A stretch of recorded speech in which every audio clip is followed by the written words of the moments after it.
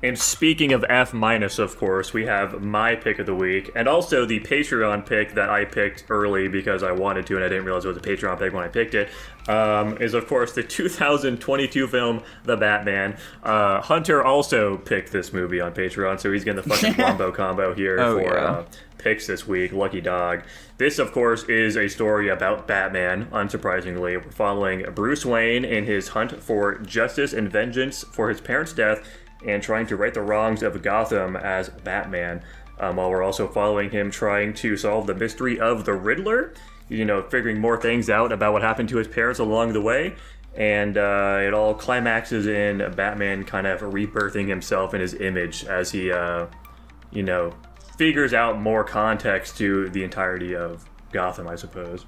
Fun fact, DC was so impressed by Paul Dano's performance as the Riddler, they actually tapped him to write his own Riddler comic, Riddler Year One. Oh, that's pretty cool. Dylan, what'd you think of this film? I know you're trying to get me to be baited to say that, you guys are... Anyway. I thought it was fine. I thought it was a good It's weird because it's not like the beginnings of Batman, but it's also not catching him when he was like, I guess you could say at the height of Batman. It's like his... There's no Batman Begins. Yeah, but it's kind of like early stages of him figuring it out in an already established crime-ridden Gotham. And, obviously we have our supervillains that already exist in this universe. Yeah, it's maybe like 2 years into his career, I guess. I think that's about, what he says. Guys, I'm trying to make a bit here. I thought you were just fucking retarded, dude. My bad. I mean, I was gonna say, I'm pretty sure the movie said it was 2 years into. Okay, then why are you going on about like, it's somewhere around, I think. Because I'm trying to walk on eggshells right now, because you guys were trying to bait me into... Well, Jackson was trying to bait me into thinking... No one was trying to... I wasn't, though. I blatantly wasn't trying to bait you. That's not what that one Discord message said, you motherfucker, but anyway... That's exactly what it fucking said. I literally sent you a message saying, hey, dude, I'm not trying to fucking bait you. No, before that, you... Anyway... He made a sarcastic joke in, like, you... For some reason, I'm sorry that sarcasm isn't easily deciphered through text message. Anyway. Well, the problem is the assumption is that you would have watched the movie and realized it was sarcasm very quickly. I did, because I was watching the movie and I was like, this is a good movie. Then why is this a fucking discussion at all? Go. Dylan, I thought that your messages while you're watching the movie conveyed the exact opposite. You seem to not be enjoying it. I don't want to fucking talk about this movie anymore. Somebody else fucking talk about it. What do you mean? Like... We're actually curious, like, why did it seem like you weren't enjoying the movie while you were talking about it while watching it? I was just confused. You guys talk about it, I don't care. This is something I'm very interested in. What were you confused about? Like, what were the things you were saying were retcons? I just thought that the beginning where the mayor was getting killed was Batman's family. That's all I thought. And then when I got further into the movie, like, oh, it's not Batman's family, I was like, okay, well, that's still wrong. So, they do that on purpose. I think the idea of that opening scene is to make you think they're watching the assassination of the Waynes. Typically your casual intro to a Batman series that's not, the typical one is they usually show him becoming an orphan and then him progressing usually through a massive, like, fast forward of years and already being the Batman and being the Batman for years, which is why this one's an interesting take on it, because it's him starting out and learning things, because obviously he's... based on his combat and the things he gets himself into, he's, new. But, I just liked the early on character development, him figuring out what exactly his purpose is and what his goal and intention is with the city, and him self-reflecting at the end about his true effect on the city, and thus, with his presence being there, he is, like, influencing the crime to retaliate more, which means his presence there is both a value and also, like, hindrance to the city. But dude, anyway. I'm gonna be totally honest, Tanner fucking hated that shit. No, I'm genuinely impressed that Dylan caught that aspect of the movie.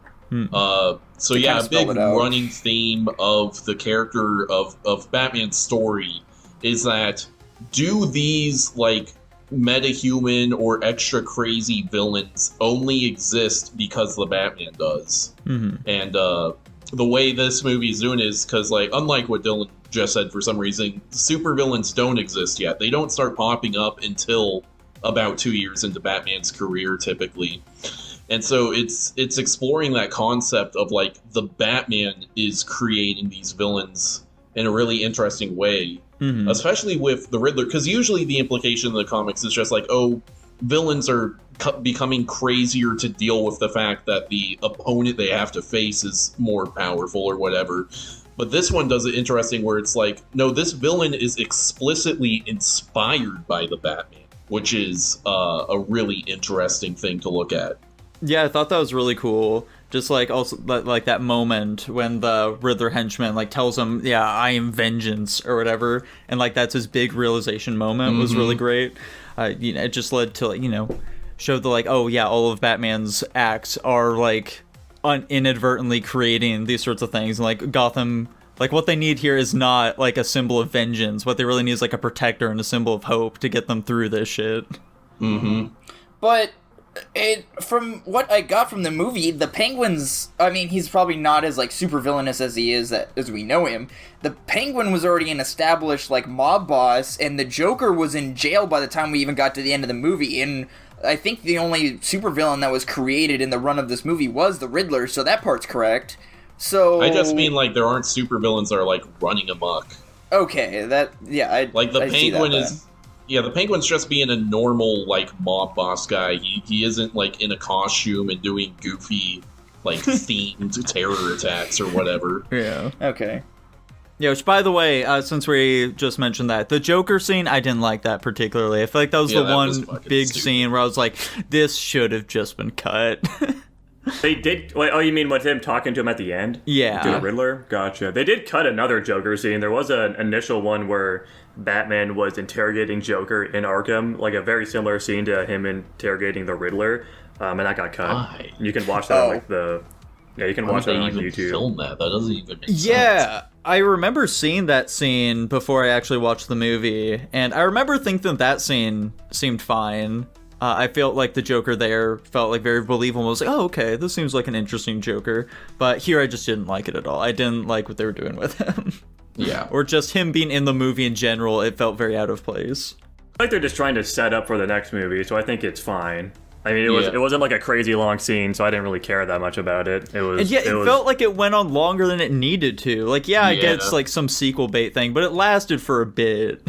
If it were like an end credit scene, I'd be much more accepting of it. But the fact that it is like the actual ending, well, not the actual ending, but like it's in the film proper. Yeah. I see. I could see that. It's the ending Jackson, of the Riddler's arc, basically. I mean, yeah, but it goes with what Jackson normally refers to as sequel bait, and it's kind of like a coin famously termed by Jackson. Well, no, I'm just saying Jackson says it a lot, but no, I agree. Like, I think the value would have been immensely boosted from it not being part of the main movie, just because... I hard disagree. I think it's totally fine. I don't know what the fuck you guys are talking about. Fair enough. My other big praises, I think this movie is actually very well paced. Yeah, I think it's generally really well paced. Well shot on top of that too. Oh yeah. Great atmosphere. The atmosphere is fucking impeccable, honestly. Yeah. Fantastic lighting throughout it. Oh yeah. Cinematography, the performances. I was just gonna say, compared to like other 3-hour movies that we've watched, this one is like leagues above them.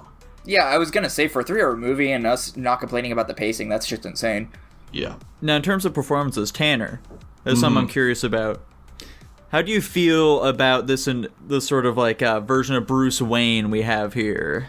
I think it's fine. Okay. I don't think it's the greatest one we've ever seen. I don't think it's a particularly unique take on the character. I've seen in interviews the guy's like, oh, instead of being like the suave playboy, he's going to be a recluse in mine. Like, that's not that like unique. I'm pretty sure that's been done before. Yeah. I can somewhat excuse the lack of physicality for it being like early in his career. I do kind of hope, if the second one is going to be set some years in the future, that he does bulk up a bit. Because I know in interviews prior to the movie, he like literally came out and said, yeah, I'm not working out at all for this one. I think that contributes to like unhealthy body, blah blah blah. It's a fucking superhero and it's Batman. Shut the fuck up, you dumb twink. Thankfully, with the powers of modern CGI, he doesn't have to anyways. Yeah. That's fair enough, I guess. But I think it's not my favorite Bruce Wayne ever. I think it's kind of interesting. I think he mostly just does a good job. I think he does a really good job of showing that Batman, where like he has been doing this for a while technically, but you can tell he has a long way to go. Even in the fight scenes, you're like, I can see where he could easily improve this. Yeah, exactly. Like that first fight scene where he's fighting all the thugs. Like, he's taken a lot of hits during that, and it definitely helps illustrate, like, okay, yeah, it was like an early Batman. Yeah, and how he will, like, just allow himself to get shot because he's just kind of trusting his armor, and you're like, you probably want to not do that in the future. Yeah, his reliance on his gadgets and armor and whatnot. Very, very much a crutch in this movie, which isn't a bad thing, but again, it shows, like you were saying, an earlier Batman for sure. Yeah, it plays into his character. Yeah. And also, I liked his eye makeup, you know? Yeah, the eye makeup was cool. Yeah. It's like implied in the other Batmans and stuff, but yeah, but then like whenever he takes off like the mask and shit, it's like, oh, his eyes are totally fine. But Jackson, what are some of your thoughts on this movie? I'm like trying to fucking remember my thoughts of all the previous topics you guys have already talked about and segue too quickly for me to interject and talk about. So I'm just gonna fucking rattle them off, I guess. Going back to Batman as like an intro character, I guess. I actually really like the portrayal of him, and also just how early it feels, specifically in like the way like he really does just kind of feel like a scared child in a lot of ways. He's very immature with his approach to a lot of things, and I think it's most highlighted in his interrogation of the Riddler. I think that scene is fucking fantastic, specifically just because the way that he is portrayed the entire time. He's not making eye contact with the Riddler at all. He seems really scared because he's like in the back of his head, he's assuming that the Riddler knows who he is. And he just seems fucking terrified the entire time. And then the second he realizes that the Riddler doesn't know, he immediately just switches that flip and immediately is just fucking aggroed on him. He gets all that confidence back. I think that's fucking cool as shit. You know, he has that mask and it's really obvious. And there really isn't like a separation of who he is between him and like Bruce Wayne as well. Like he's acting like Batman as Bruce Wayne too, which I think is cool. Granted, I should also preface, this is coming from somebody that doesn't know shit about Batman really. I haven't seen any, other than the fucking Dark Knight Rises, I guess. I haven't seen any of like the big three trilogy, I guess. I've seen no other Batman movies prior to this one too. So I think the portrayal of Batman is sick in this one. Big fan. I enjoyed it a lot. I guess going back to the setting too, I think Gotham is really well done in this movie. Literally just like one of my big annoyances in The Dark Knight that I watched on a fucking, airplane TV was that Gotham really just seemed kind of like generic. Like it's just some fucking city. A lot of it took place in the day. It just felt kind of whatever. This movie's the exact opposite. The vibes are immaculate, like you guys said. There's like tons of those neon lights that are highlighting all these like dark, dingy areas. It feels really, fucking gross and grimy. It feels like a cool gothic city, especially like that final scene when he's talking to Catwoman in the graveyard and you see the fucking cityscape of all those like cool like gothic buildings in the background. And it's just a really cool setting. I think it's very well done.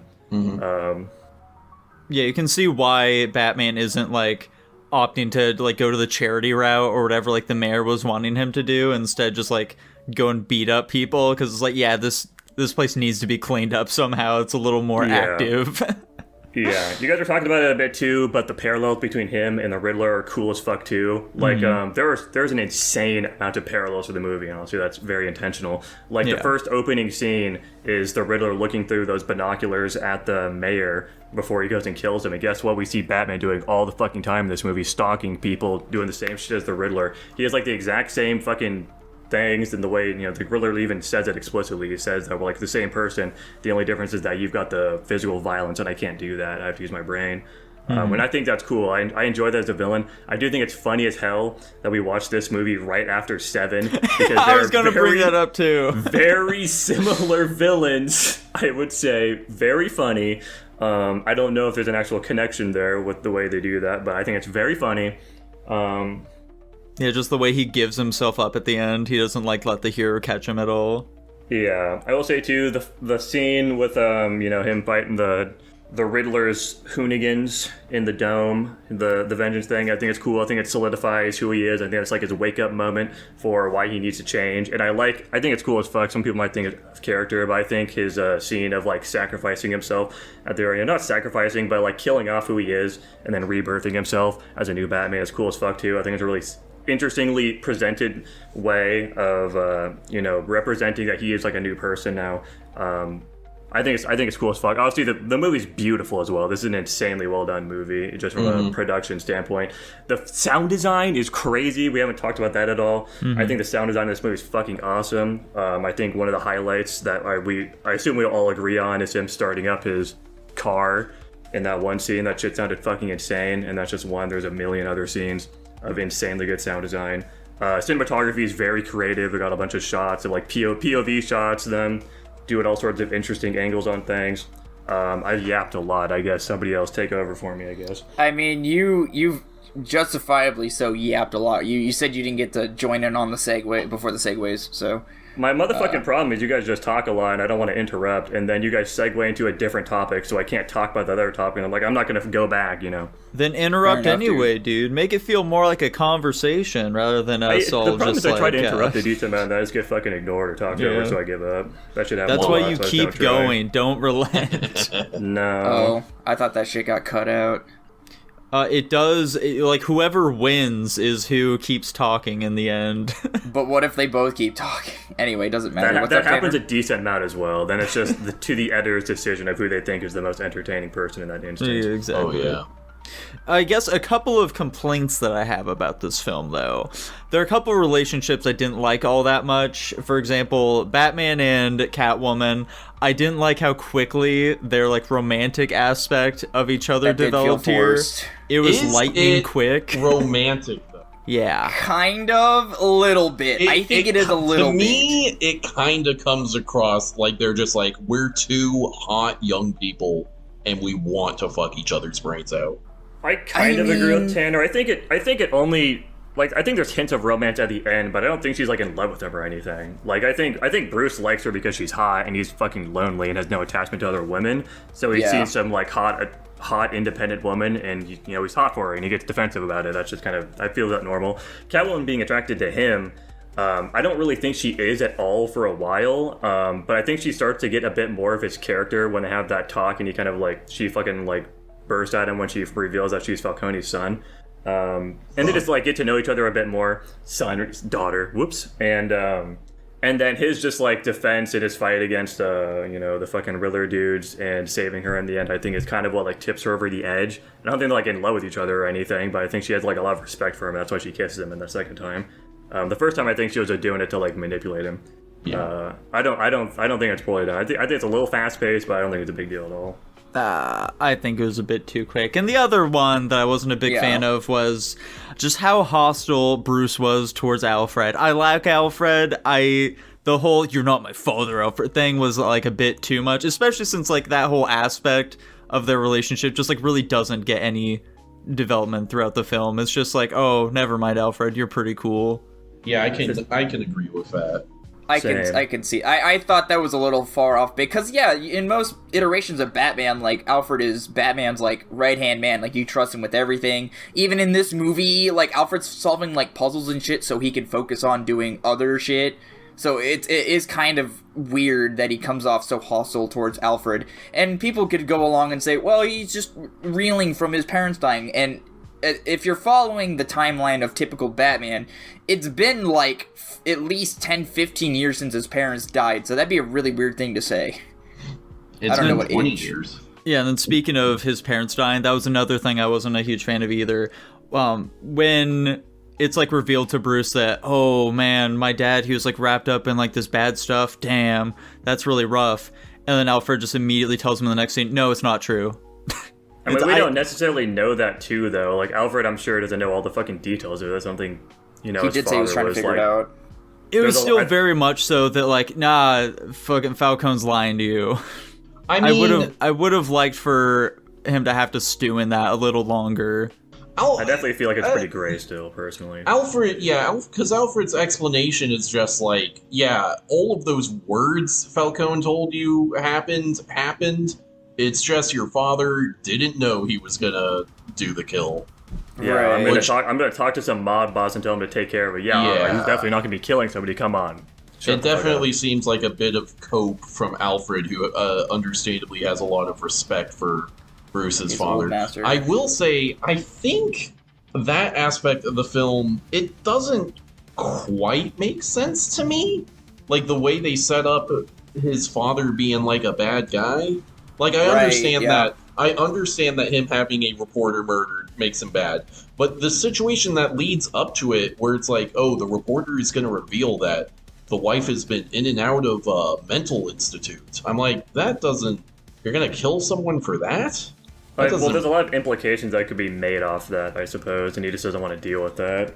Yeah. Like, why is she in and out of mental institutes? Is he abusing her or something? Things like that. I guess it... I feel like they could have come up with something better than that. It doesn't. I feel like I even remember like somebody explicitly saying in the movie that there was like talk about him like abusing her, but I could just be completely fabricating. No, I think you're. No, I think I heard. Well, I feel like I heard that as well, but anyway, I think that this might be a little off base, so disregard if it's not true in your guys' mind. I think the person they decided to cast as fucking Catwoman looks a lot like Halle Berry's Catwoman. Okay. She is half black. Okay. I just figured she looks a lot like Halle Berry. I thought that was... Yeah, and Halle Berry looks a lot like the chick from the Adam West Batman. I'll believe Another point, I don't know if this is a common thing that happens in Batman movies, given I haven't watched fucking any of them, but I do like that the police are not a big fan of Batman, given he's just some fucking rogue vigilante. Yeah, that's every Batman movie.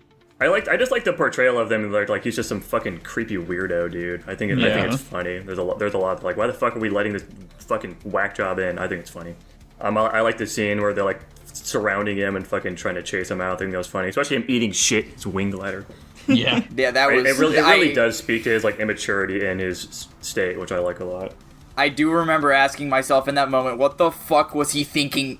What did he think was going to happen at that moment? But I mean, his options were being arrested or escaping, and he chose escape. Well, that's true. One thing I think this is probably a minor thing, but one thing we haven't really talked about that I think was pretty cool throughout the entirety of this movie is like the duo operations of what is he in? He's not he's Officer Gordon in this movie. I don't think he's promoted yet. Commissioner.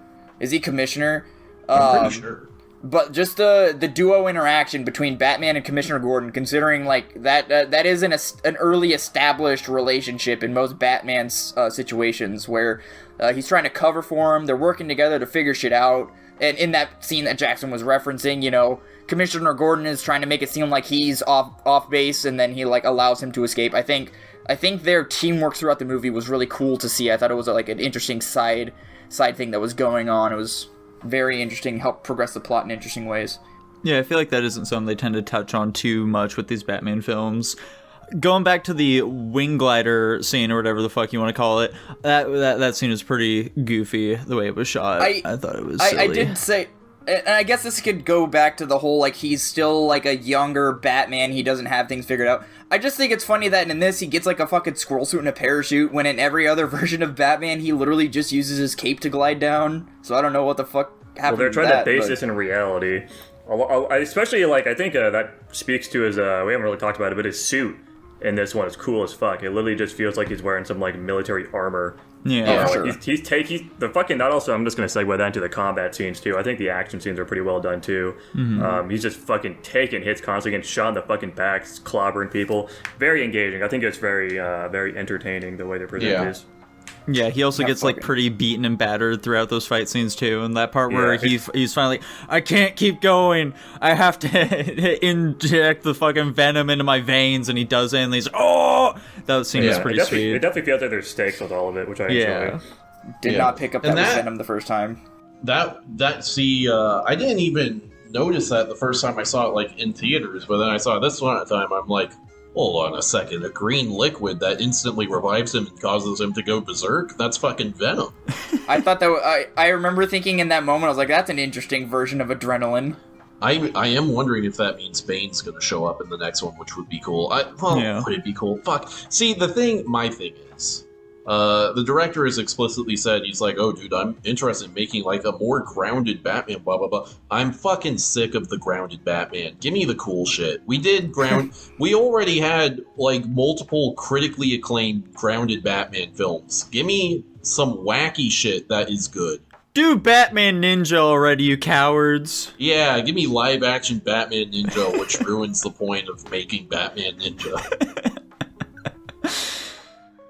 Alright, Tanner, question for you. Yeah. The Riddler killing Falcone, based or cringe? I don't know why that would be either of them, to be honest. It's a simple question, dude. Based or cringe, which is it? I think he answered the question. I don't even know what kind of opinions I would need to have to, like, evaluate that. Like, what do you think it is? I think it's base, dude. Why? I mean, Falcone would obviously get off real easy. He has so many connections and he can easily bribe people. This wouldn't have done anything for him, quite frankly. And so by just executing the guy, he gets his time served right there. I guess I see what you're saying, but, like, killing him was all part of Riddler's plans. Yeah, and it was based. It was a based part of his plan. I guess. Fuck Falcone. I don't think the question makes much sense. Dude, literally, I watched Batman Begins this week, and they pronounce it Falcone in that one. Oh, okay. So no one knows what the fuck is going on. Oh, okay. Very cool, I guess. And speaking of watching Batman things, Tanner, did you watch Ben Shapiro's review of this film? I probably did years ago. Okay. He hates it. I can see how it wouldn't be for everyone. Okay. Does he say he loves the Nolan ones, though? I don't remember. I think he liked them. I do want to say I really like this Falcone performance, especially because that actor is one we usually only see in comedic roles, and so it was really cool seeing him in a very good performance as this, like, mob boss. Mm-hmm. For sure. You guys have a favorite scene in this movie? Ooh, favorite scene. I mean, mine would probably be the interrogation between Batman and the Riddler. That is up there. If we're not going for duplicates, I would probably... This is maybe a generic answer, but the fucking Batman going in and rescuing Catwoman, I think, was pretty fucking sick. Especially that, like, the part where he fucking knocks out the lights and they're just, like, shooting at him. He's grabbing him and fucking him up with night vision. That's just badass. Sweet. I fucking love those types of scenes. It's pretty commonly used in movies nowadays, but I still think it looks sick as fuck. I might go the car chase. The car chase is cool as fuck, too. God damn it. It ruins Batman, though. He's not saving any of these people. He lets them all die. He did let a lot of people die engaging in that chase. If he had just let the Penguin go, certainly a lot more people would die. But granted, that also kind of leans into him being more immature. He was very hard focused on what he was trying to do, and, he let people go by the wayside because of that. Yeah, and it's also, like, in the very beginning of the film, too, we see, like, after he, like, stops all those, like, thugs or whatever who are trying to jump that one dude, the dude's, like, very obviously still terrified of Batman. He's like, oh, please don't hurt me. I feel like, the normal Batman would, like, like, help him out or something afterwards, but no, here he just, like, walks away. Yeah, he's so fucking dark. To contrast it, at the very end of the movie, we see, like, he's helping save people and evac them, and we see a woman, like, cling on to him and be like, he's done it. He's the symbol of hope now. Oh, yeah. The character arc popped off. Dylan, and I do appreciate that he doesn't kill people, like, directly. Yeah. I'm sure, I mean, you can fucking nerd out and say, that person definitely didn't survive, blah, blah, blah, blah, blah. He was crap-stomping fools in this movie. Batman doesn't intentionally kill people. That's the key phrase here. Yeah. Which he does in most other live-action versions of Batman. Listen, dude, he throws them off buildings. That doesn't mean they die. They could land in the bushes. True. Gravity's responsible for their death. Yeah, like in Batman Begins, with Ra's al Ghul, they're about to go off the rails on a train, and Batman goes, I'm not going to kill you, but that doesn't mean I have to save you. And then he just leaves, and the guy, fucking explodes. And it's like, that's not... I don't think any philosopher would agree with that. No, I think it's based for that. Alright, Dylan, did you find a scene? Yeah, Tanner took mine, and I guess the only other one I thought of was, like, the motorcycle scene at the end. I don't fucking know. There you go. Okay. I do like the motorcycle scene where he's stalking Catwoman. That was also very well shot. I will say, I really liked the, like, when he was entering the fucking iceberg lounge, whatever the fuck. I really liked those 3 different instances where he was, like, finding ways to, like, get in through the front door. It's, like, initially just, like, fucking all guns blazing, just beating the shit out of people. Then, like, the second time he's like, oh, I'm so sad. Can I see Falcone, please? And, like, the third one, he, like, sneaks in all Batman-like. It was great. It shows the progression of his character. Yeah. Pretty sweet. He's still figuring things out. Do we have any closing thoughts on this one? I hope not. That was a lot of fucking talking. It sure was. It was a 3-hour movie. There's a lot to talk about. It was so well. Outside of that, there was just so much to break down and explore, which I guess attributes to the 3-hour movie. Never mind. Okay. Dylan, what do you rank in this one? Not gonna lie, Jackson talking about all the things he did actually made me realize I probably rated this movie too low. And this movie is a lot better than what I gave it credit for. And also just based on the other movies in this tier that I'm putting it in, it makes sense that I'm putting it up there. So I'm gonna be giving the Batman an S-. Whoa. I'm gonna give it an A. I liked it a lot. It was a good movie. Yeah, I also gave it S-. I think this movie's fantastic. I'm very excited for the sequel. I also downloaded The Penguin on Plex and started watching that. Oh, cool. How are you enjoying that so far? I'm only 1 episode in, and I think it's good. There we go. I'm pretty sure that one is required viewing for going into the Batman 2.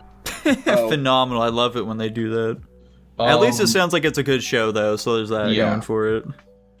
Dude, when I was thinking about my rank and thinking about the movie, I really bummed myself out where I'm like, it's very, very good, but it isn't quite S tier, so I'm giving it an A+. Here we go.